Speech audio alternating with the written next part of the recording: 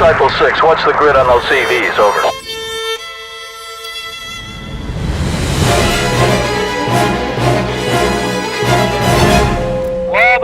واضح الكلمة. بارك الله بكم يا عمار.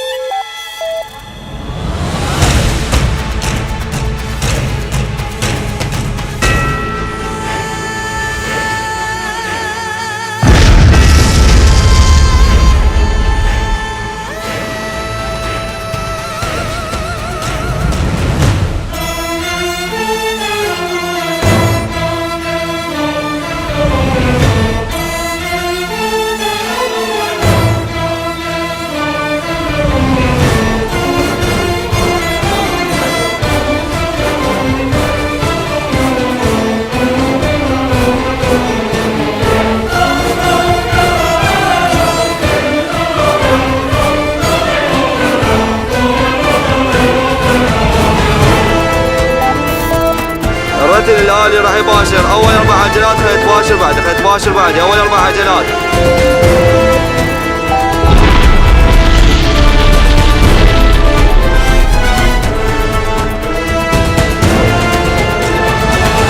Copy that, Disciple 6. We confirm that the targets are moving to a restricted zone. Stand by for clearance.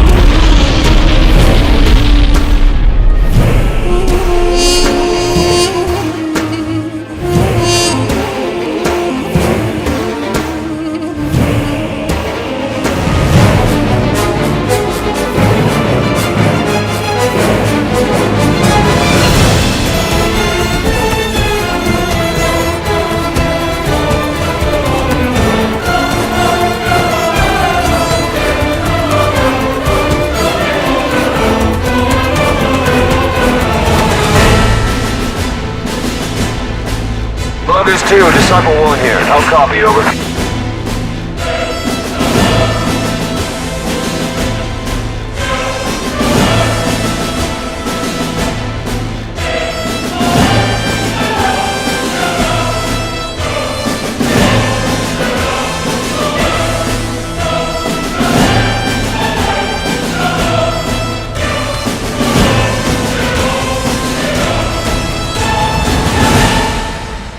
سيدي تم تحرير المنطقة بالكامل. واضح كلمة.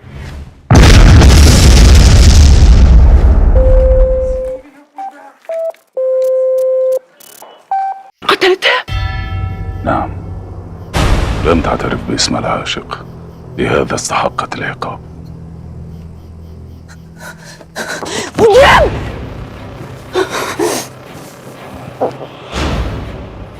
ما حدث للخادمة سوف يحدث لك يا بنت القاضي.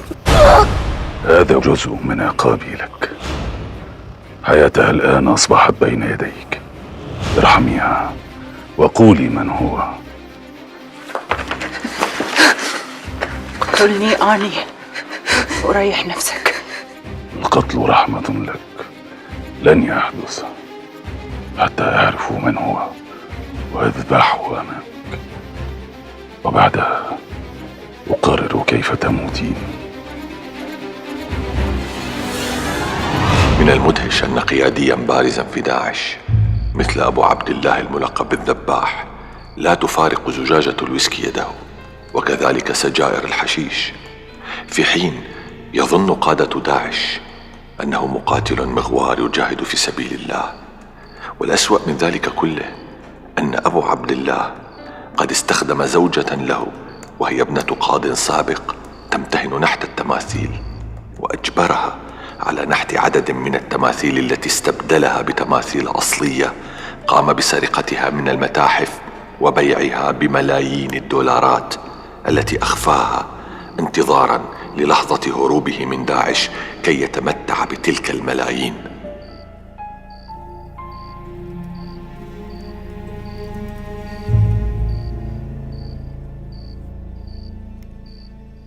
اللي انت تقول عليه سيدي خطر عليك جدا.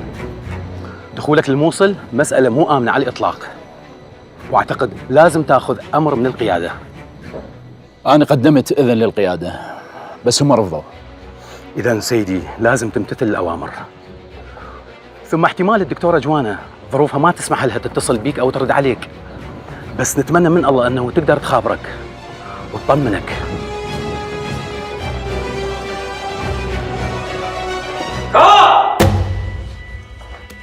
وجهك الحين. خير، وين تودوني؟ تعدموني؟ قول.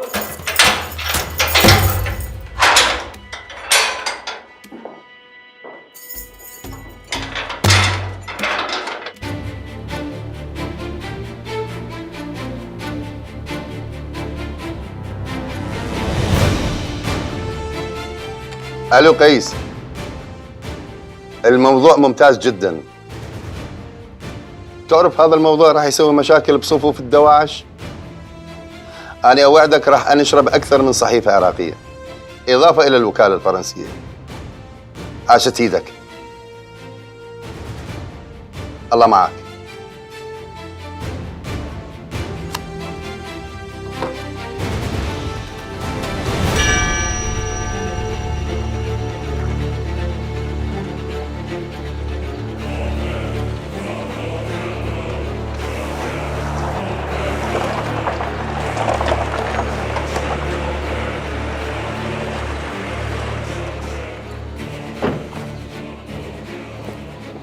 ماذا تفعل هنا؟ أصور، ولدي تصريح من الأمن العام بهذا الخصوص. تفضل، هذا هو التصريح. نحن من أعطيناك هذا التصريح، ولكن لا يمكنك أن تصور أسرارا حربية ممكن أن تتسبب إذاعتها بالإضرار بقواتنا. هذا التصريح ملغي، وكل الذي صورته عن القوات والمجاهدين والمعدات لا بد أن تتلفه ولا تذيع أي شيء منه. حسنا. أهلا أهلا. وعليكم السلام ورحمة الله وبركاته. وعليكم السلام ورحمة الله وبركاته. لم أعرف أنك في السجن. ارسل لي، على الأقل كنت أحاول. ما أعتقد أنك جاي تريد تطلعني من السجن. ولم لا؟ أنت تريد الخروج وأنا أستطيع إخراجك، ولكن بشرط. شرط؟ شنو هو الشرط؟ سؤال واحد، لو أجبتني عليه أخرجك من السجن ومن الموصل. سؤال مهم؟ وإجابته هلقت مهمة عندك؟ أنت كنت من أصدقاء القاضي إلياس، تذهب عنده البيت أنت بأصدقاء آخرين. أي نعم. من أصدقاء القاضي إلياس عنده القدرة والشجاعة والنفوذ كي يهرب جوانا من السجن؟ جوانا هربت؟ الحمد لله. أجب على سؤالي. الحمد لله إنها تخلصت من ظلمكم وجوركم. أجب، حياتك معلقة بهذه الإجابة.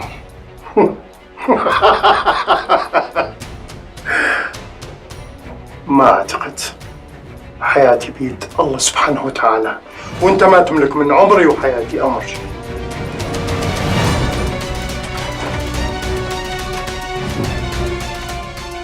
تمام. الأمن العام أصدر قرار بوقف الفيديوهات اللي صورتها عن الاستعدادات لأي معركة قادمة. ولا يهمك قيس، أنت أكملت مهمتك على أكمل وجه، وبفضل جهودك صارت عندنا معلومات كبيرة ومهمة عن استعدادات العدو وقدراته. لأني الحقيقة عندي طلب شخصي، ممكن تساعدوني حتى أنقذ جوانا من مصيرها؟ للأسف قيس، احنا داخلين حرب قاسية ومعركة مصير. كان بدي أساعدك، لكن للأسف ما أقدر أقدم لك شيء. أنت تعرف الحرب لها ضحايا، وأنا ما كنت أتمنى أنه حبيبتك وحب عمرك تكون بهذا الظرف.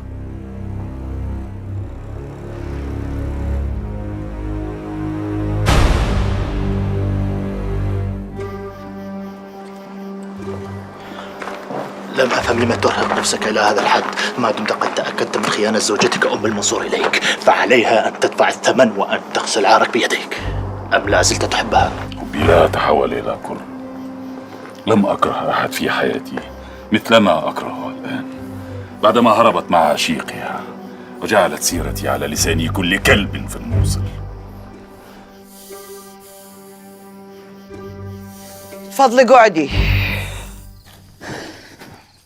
أنا أم الحارث من الحسبة النسائية.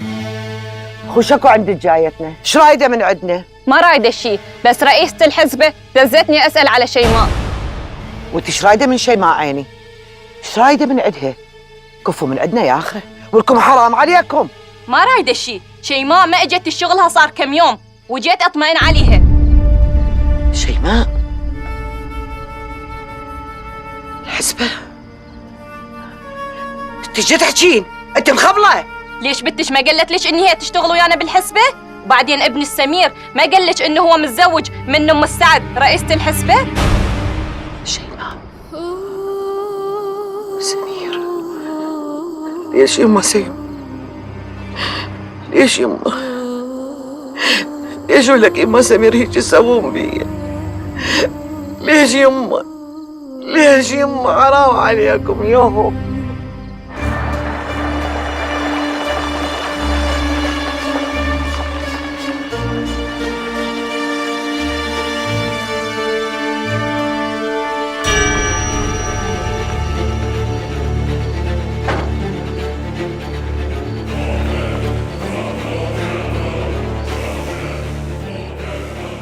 هل فكرت فيما قلته لك وطلبته منك؟ كلمة واحدة تنجيك وتخرجك من الموصل.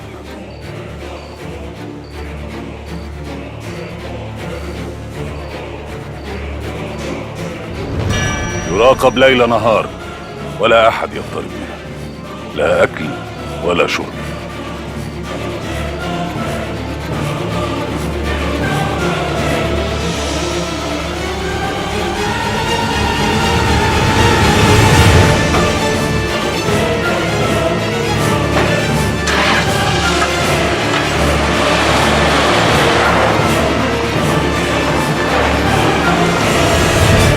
وليش يعني انت تشتغلي ويا دول ما يخافون من الله، واللي كتلوا ابن خالتك وايديهم ملطخه بدمه.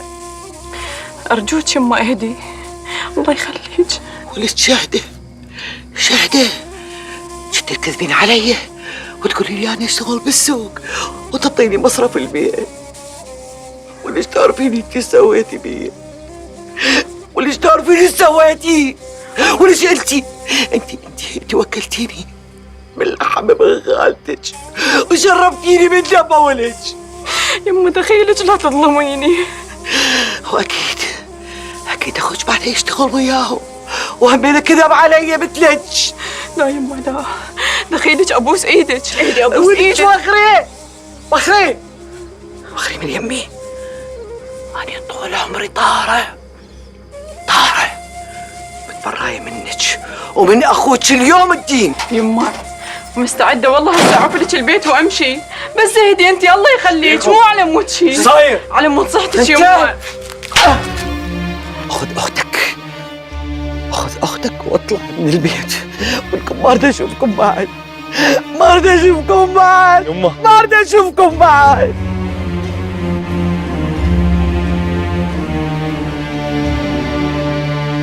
الحمد لله أنك وصلت إلى الموصل يا أبا الدرداء. أنت ضيفي إلى أن تعود إلى الرقة. أنا أشكر كرمك يا أمير أبو عبد الله. قل لي يا أبا الدرداء، هل كانت جوانا وأنتم في سنجار على علاقة بأحد أو حتى في عملها في الموصل؟ لا، لم تذكر شيئا كهذا، وأنا لم ألاحظ عليها أي علامة. هذا صوت روفان. هي الآن في حكم الزانية.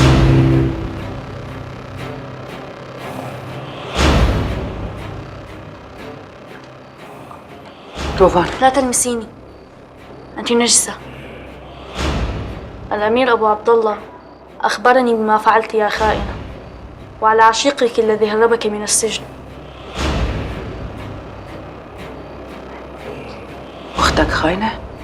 ومن مثلك ليس له غير حكم الرجم.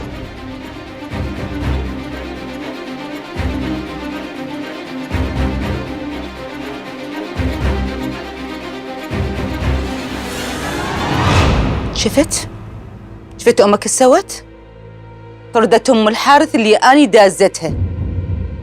بعدين شو أمك طلعت كل شيء بتعرف عن شغلكم ويانا؟ احنا ما حكينا شيء لأمي عن شغلنا، لأنه أكيد كانت رح ترفض. أمك محتاجة دورات بالشريعة وبأحكام الجهاد بالطائفة المنصورة، حتى تعرف إنه إحنا نتبع الإسلام الحقيقي بالدول الإسلامية. إن شاء الله خير، إن شاء الله خير. على مود أختي شيماء. شبيها؟ أريدها تبات هنا عنا بالبيت. صدق كذا؟ إذا ما تشيلها القاع أشيلها بنص عيوني. تسلمين يا أم السعد، تسلمين. أنت أخذوا أخوك منك وأنا أخذوا ابني مني. تعرفين روفان ايش قال لي؟ قال لي لا تلمسيني، انتي نجسة. هم الأنجاس. من أشوف وجهه أشوف بس شكل روفان. هذا مو أخويا. إذا ابنه اللي هو ابنه أخذه مني وممكن يقتله، هذا إنسان ما عنده ضمير ولا مشاعر. ذولا وحوش، انت شو منتظرة منهم؟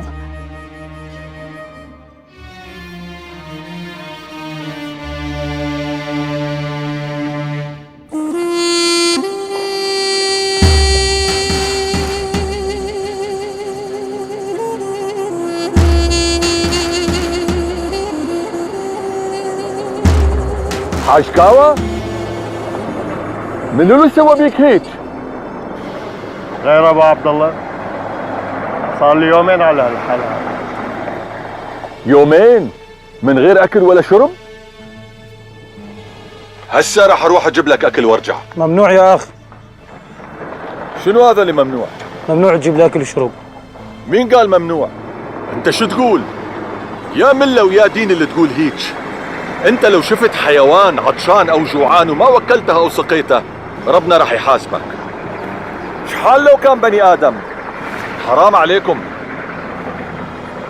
راجع لك حاج. ماذا تنتظر يا أبا عبد الله على زوجتك الخائنة الفاسقة؟ فمثلها يجب أن يقام عليها الحد. كنت أنتظر حتى أعرف وأتأكد من خيانتها ومع من، حتى أقيم عليه الحد بنفسي. الموصل كلها تتحدث عن خيانة زوجتك، ورجال أبي الوليد ينشرون القصة في كل مكان وبعد كل صلاة في المساجد. يجب أن يقام عليها الحد وفي أسرع وقت. كيف أقيم عليها الحد دون حكم شرعي؟ سوف أذهب معك إلى قاضي القضاة الجديد، وستخبره أنت بأنها قد ذهبت مع رجل غريب، وسيعتبر هذا بحكم الزنا.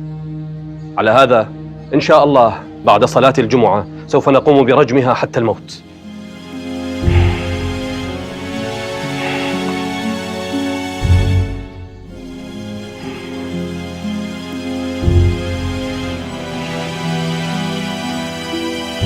هل أنت متأكدة من هذا الخبر؟ نعم يا مولانا، الخبر منتشر في الموصل كلها، وإن شاء الله سيتم تنفيذ الحد في زوجة الأمير أبا عبد الله بعد صلاة الجمعة. فوذي يا أم فاطمة، بارك الله بيك. عافية عليكم فاطمة، بعد أي خبر تسمعين بيه تجين تبلغينا بيه بسرعة. أمرك يا أم الوليد. السلام عليكم. السلام عليكم ورحمة الله وبركاته. كان نفسي تبقى رجليها موجودة في مكانها حتى أستطيع أطلع للناس كلها وبلغهم الخبر وفضيحة أبو عبد الله. شبيك؟ اشتاقت لأطفالي. مو كانوا عندك من كم يوم؟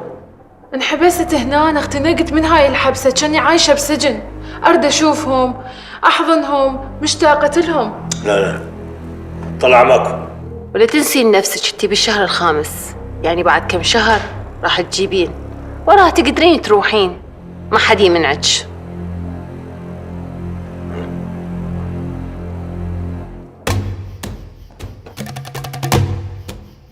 رح ترجموني؟ المحكمة هي التي حكمت بالرجم حد الموت.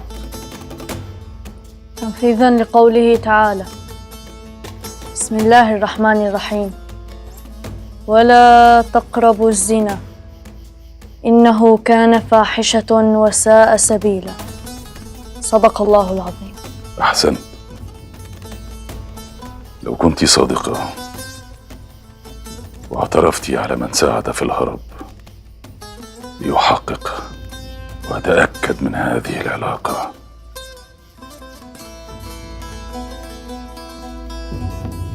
الحكم صدر ولن يستطيع أحد إلغاؤه أو إيقاف تنفيذه. رح أقول لك كلمتين خليهن براسك، تريد تصدقهن صدقهن، ما تريد لتجير.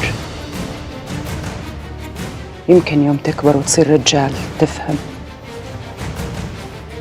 أني طاهرة غصباً عنك وعن أميرك اللي أنت عبد عنده. بعمره ما أحد لمس شعره من راسي إلا هذا. شايفة؟ اغتصبني وأني غايبة عن الوعي، وهسه الزاني اتهمني بالزنا.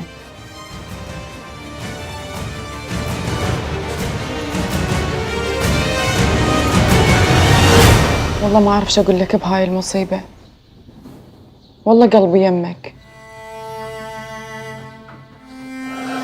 حرام حرام هذا اللي قاعد يصير. جوانا طول عمرها محافظة على شرفها وعلى سمعتها، ماكو رجل لمسها طول عمرها. حتى أني اللي تعرف شقد أحبها وتعرف إني مستعد أفديها بروحي، رفضت حبي، رفضتها لأنها يخالف عاداتها وتقاليدها ودينها. يعني هسه شلون؟ يعني ما تقدر ترجع تساعدها مرة ثانية؟ شنو سويتي مع والدتك؟ ولا شيء، أنا قاعدة يمه مساعد ببيتها هسه. روحي لها اعتذري لها، لو اضطريتي احكي لها الحقيقة. لا مو وقتها هسه، ما دام وجودي ويا هذول الأندال يفيدكم بالمعلومة راح أبقى وياهم حتى لو كان آخر يوم بعمري. أهلا وسهلا بك سيادة الفريق الركن. شكرا لواء آزاد، أشكرك. بصراحة احنا على استعداد على أن نتعاون سويا. بصراحة صدرت لنا التعليمات على تأسيس غرفة عمليات مشتركة. بالتأكيد راح يكون تعاوننا كلش مثمر حتى نحقق انتصار في معركتنا القادمة ضد عصابات داعش، وأنا وياي ممثلين عن كل القيادات اللي راح تساهم في هذه المعركة. قادمون يا نينوى، اسمي يبشر بالنصر. إن شاء الله. إن شاء الله.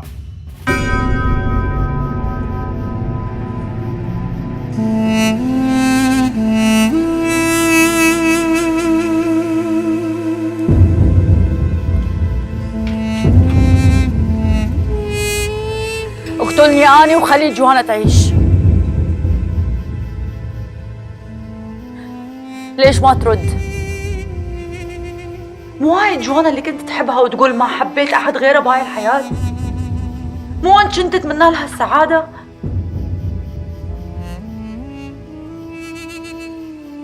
شلون تقدر؟ شلون قلبك يطاوعك ترجمها لحد ما تموت؟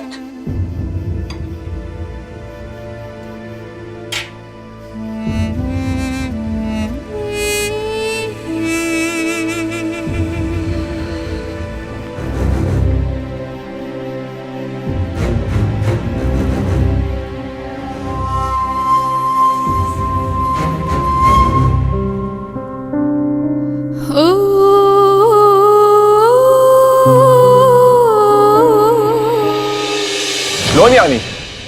لازم تتصرف يا زياد، لازم ننقذ جوانا من المصير الأسود اللي ينتظرها. أنا ما ترددت لما طلبتوا مني أشتغل وياكم، ما ترددت اني اخاطر بحياتي حتى اساعدكم وازودكم بالمعلومات اللي طلبتوها. هسا اني اطلب منك، هذه اول مرة اطلب منك طلب، ارجوك تساعدني يا زياد، اني ننقذ حياتها يا اخي.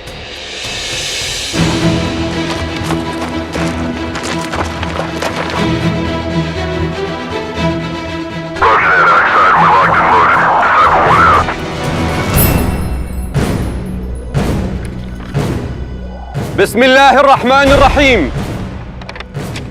هذه المرأة هي زوجة الأمير أبي عبد الله، ورغم زواجها من رجل فضيل ومقاتل صالح، إلا أن طبيعتها الدنيئة ونفسها الخبيثة سولت لها الهرب مع رجل ليس من محارمها، وباتت في منزله.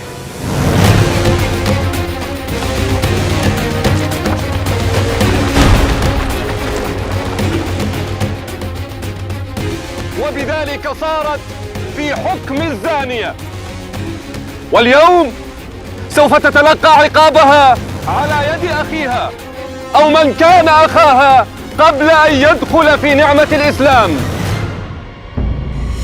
فلتبدأ أيها الشبل يا زينة أشبال الخلافة برجم من كانت أختك في الميلاد.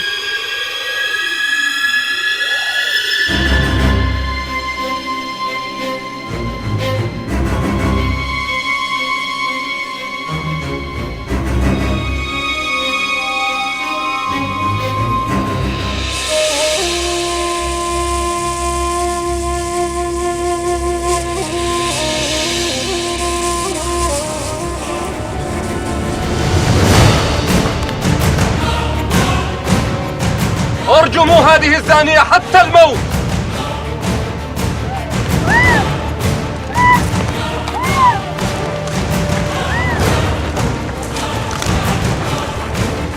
Disciple 6, you're clear to engage.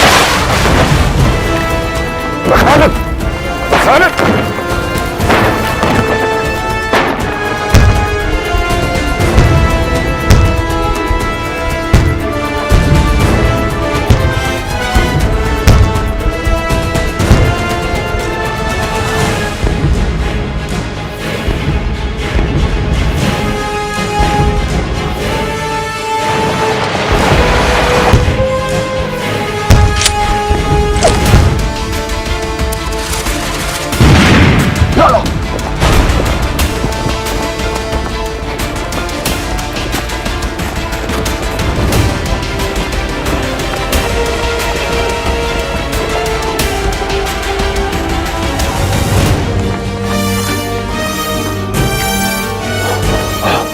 ساعدوني زيارة السيارة.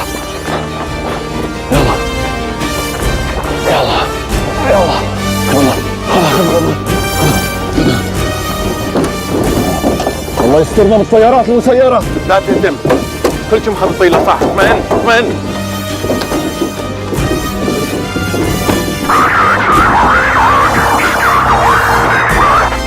Disciple 6, you're not clear to engage. I repeat, do not engage. أبو يحيى، أقصد قيس هو رئيس الخلية اللي أنت تشتغلين وياه؟ إيه، وهذا أنت عرفت، يعني إيش صار؟ هذا قيس شنو علاقته بمرت الذباح؟ سمير، هاي القصة قديمة وما أعتقد تهمك. أنا هسه أريد أعرف كل شيء. مو ضروري تعرف كل شيء، تمشي.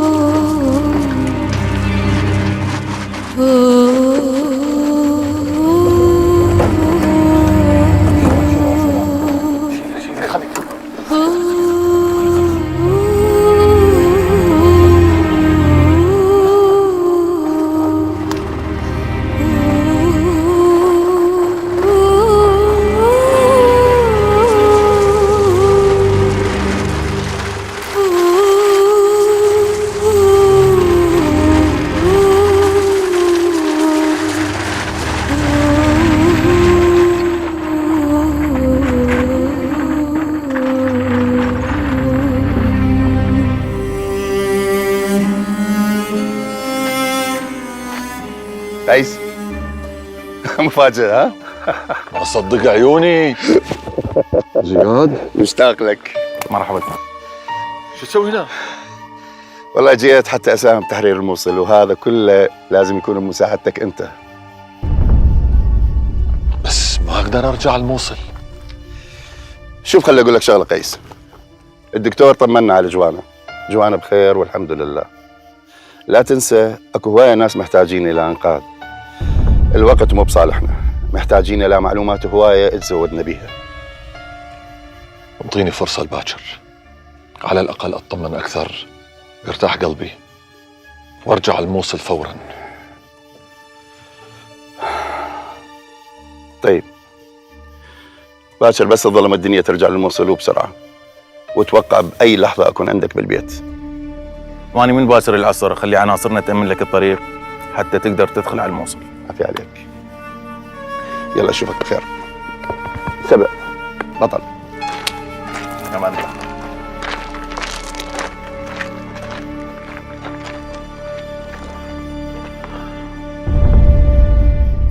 ما الذي تقوله يا أبا عبد الله؟ صرح خيالك بعيدا.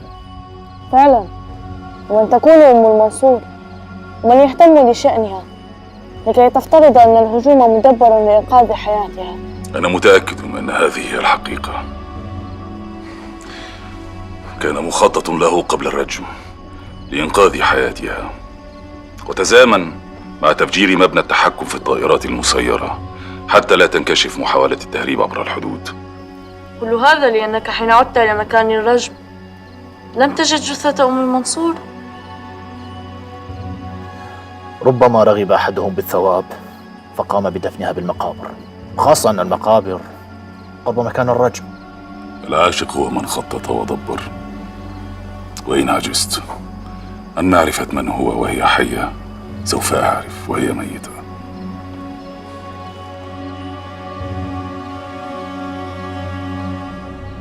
بصراحة أنا اضطريت أقول لسمير على كل شيء.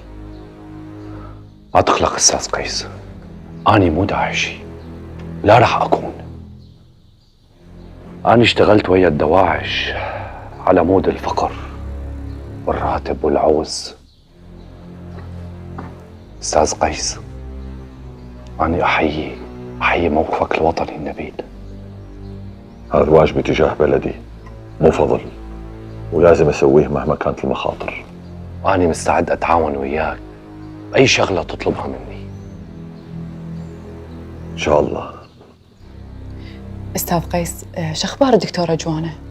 إن شاء الله أحسن. الحمد لله.